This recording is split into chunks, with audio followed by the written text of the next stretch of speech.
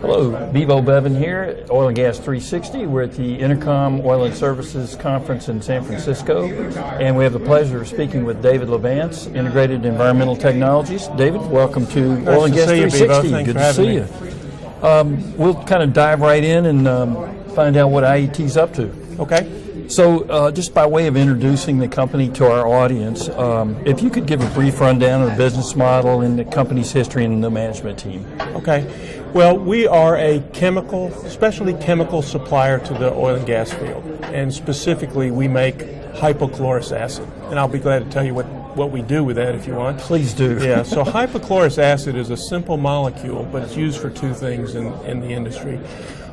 First, it's a valuable and useful biocide. Kills bacteria, for example, in frack water and other applications. Secondly, it's a really effective hydrogen sulfide scavenger, and our experience with eliminating hydrogen sulfide has been pretty outstanding. So we spent about a dozen years developing this product and the way to make it, and to make it chemically stable and so forth. So the company's been around for over 10 years. But here in the last year or so, we developed applications, and we have been going downhole with the product. So the company is really emerging as a growth company at this point. Our management consists of myself, David LaVance, and I'm the CEO. My partner of 20 years is Tom Gifford, and he's a CPA and our CFO. He also heads up our operational side. He's the Executive Vice President of Operations. Perfect. Well, let's look at the oil and gas applications just for a few minutes. Exolite is the name brand? Right. We brand our product Exolite. Okay. How does it really help operators? I mean, I know hydrogen sulfide is a big problem in some areas.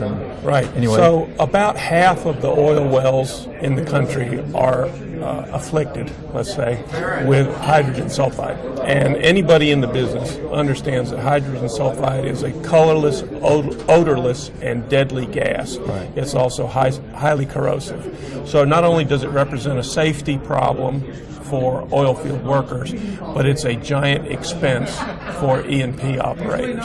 So your E&P companies are constantly having to reline their wells, pull their sucker rods and replace them, deal with rolling stock and other equipment because of the corrosion caused by hydrogen sulfide. And we eliminate hydrogen sulfide down well. Wow. Well, besides the environmental and safety aspects of eliminating it from a drilling operation, one of the benefits for operators is the positive economics from this. Right. You want to tell us a little bit about how does that bring to the table? So if you start thinking about it, if we can save the E&P company from having to reline their wells and have to replace equipment and so forth, we've had our customers tell us that they can save up to $100,000 per year per well by eliminating hydrogen sulfide. So that's a significant thing. After a while, that adds up. Yeah, and in today's price environment, anything like that is huge. Yeah, it sure is. And in fact, we've had this steep price decline over the last month or two in crude oil prices. And what we have found is demand is increasing as revenue diminishes. Right. So since we saved these guys money, they're really happy to get us involved. Well, that's great. Well, you're in the right place at the right time. Yeah, it happens. So, looking at the company, what's the go-to-market plan right now? I know you're downhole in some locations. Right. Where does it go from here? Well, we use a depot method of supply. So we make our product close to where it's going to be used. And we started in Utah in the Uinta Basin. We expanded to the Permian. We now have a depot in Artesia, New Mexico. Our go-to-market is basically to continue to expand in the Permian, where there are 100,000 infested wells there, and then to expand to the Eagle Ford and go up to the Bakken, and ultimately we expect to cover all of the Rocky Mountain West, which all has hydrogen sulfide issues. So that's you really can key in one zone, so to speak. Right. Okay. So we put a depot in a place. It's usually going to have 10,000 or more wells within a 50-mile radius. Oh, wow. Yeah. Okay. I know last week you announced a $2 million equity financing. Right. And can you talk about a little bit about the plans for 2015, how you look to use the capital?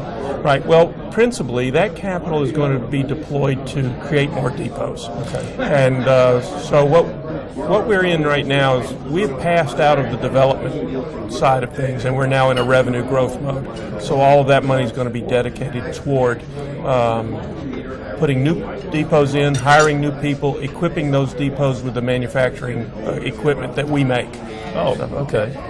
So, here we go. We've got a company that's, people have been belly aching in the middle of a downturn, and here's somebody that's, things are about to take off. Yeah, exactly. So it's a real interesting story right now because, number one, we're a growth story, and number two, we save the guys that need to save money.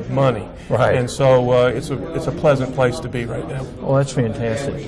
Well, David, we appreciate you spending time with us, and we really look forward to kind of watching the company grow now in the next 2, 3, 4, 10, 20 years. So, well, thanks, Bevo. Appreciate it. Thank you very much. Bye-bye. Bye. Appreciate talking to David LaVance, Integrated Environmental Technologies, and for Oil and Gas 360.